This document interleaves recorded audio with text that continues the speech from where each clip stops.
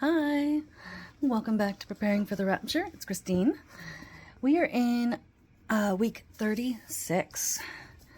Let's turn to Isaiah 14. This is week 36. We're going to dive into Isaiah 14. When the Lord will have compassion on Jacob and again choose Israel and settle them in their own land, then strangers will join them and attach themselves to the house of Jacob. And the peoples will take them along and bring them to their place, and the house of Israel will possess them as an inheritance in the land of the Lord as male servants and female servants, and they will take their captors captive and will rule over their oppressors. So when Jesus Christ comes back for his millennial kingdom, he will reign from Jerusalem, and Israel will be in charge under him. And it will be in the day when the Lord gives you rest from your pain and turmoil and harsh service in which you have been enslaved, that you will take up this taunt against the king of Babylon and say, how the oppressor has ceased and how fury has ceased. The Lord has broken the staff of the wicked, the scepter of rulers. Pause there for a moment. This is a long poem that we're going to get into, and it could be referring to the king of Babylon. It could be a kind of literary poem because of the oppression under Babylon. But this could also refer to Satan as the head, Antichrist as his representative here, not just an Antichrist, but the Antichrist, the epitome of going against Jesus Christ. He's going to claim to be God, that kind of thing. And then the false prophet, who is his representative and will try to get everyone to worship Antichrist. And I'll show you why I think it refers to them as well in a moment. The Lord has broken the staff of the wicked, the scepter of rulers, which used to strike the peoples in fury with unceasing strokes, which subdued the nations in anger with unrestrained persecution. The whole earth is at rest and is quiet. They break forth into shouts of joy. Even the cypress trees rejoice over you, and the cedars of Lebanon, saying, since you were laid low, no tree cutter comes up against us. So, obviously, the earth is not at rest and quiet at the moment, but there will be peace in the millennial kingdom under Jesus, and he will subdue other rulers. Sheol from beneath is excited over you to meet you when you come. It arouses for you the spirits of the dead and all the leaders of the earth. It raises all the kings of the nations from their thrones. They will all respond to you and say to you, even you have been made as weak as we. You have become like us. So again, this is kind of a taunt against the king of Babylon, but also will apply to the Antichrist. He will be made low. Your pomp and the music of your harps have been brought down to Sheol. Maggots are spread out as your bed beneath you, and worms as your covering. How you have fallen from heaven, O star of the morning, son of the dawn. You have been cut down to the earth, you who have weakened the nations. Jesus is the bright and morning star, but Lucifer is an angel of light. And so I believe when it says star of the morning, son of the dawn, it's referring to him.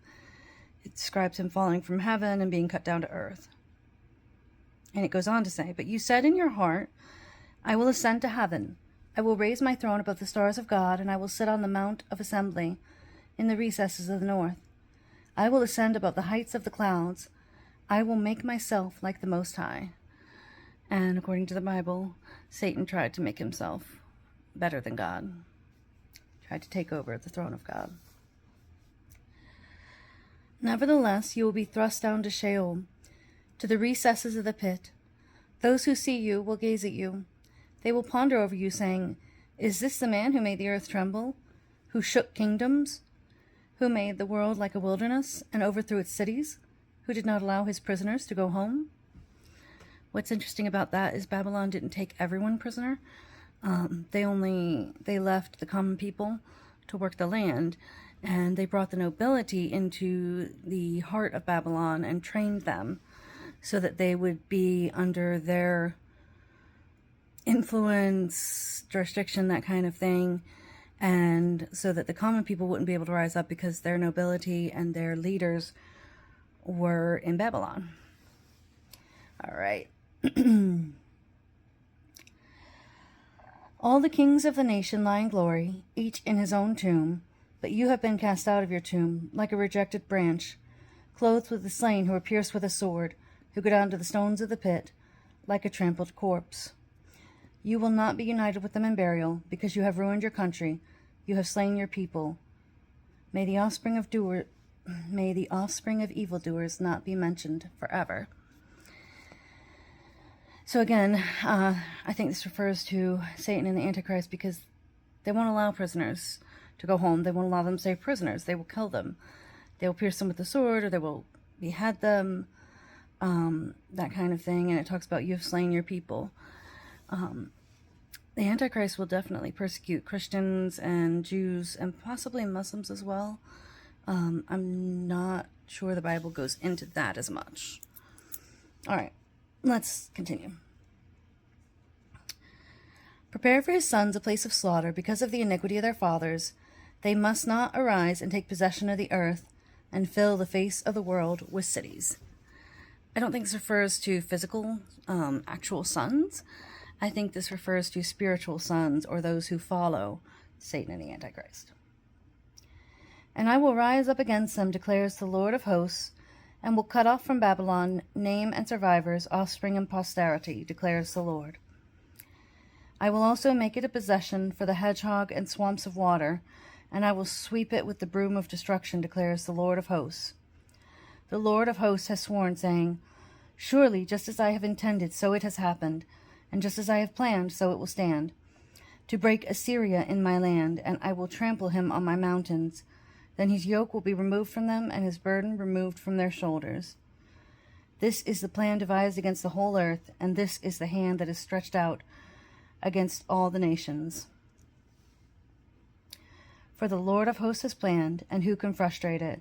And as for his stretched out hand, who can turn it back? So this is talking about Assyria will be second as far as being destroyed. And again, this could be Assyria who had taken not Israel but Judah into captivity.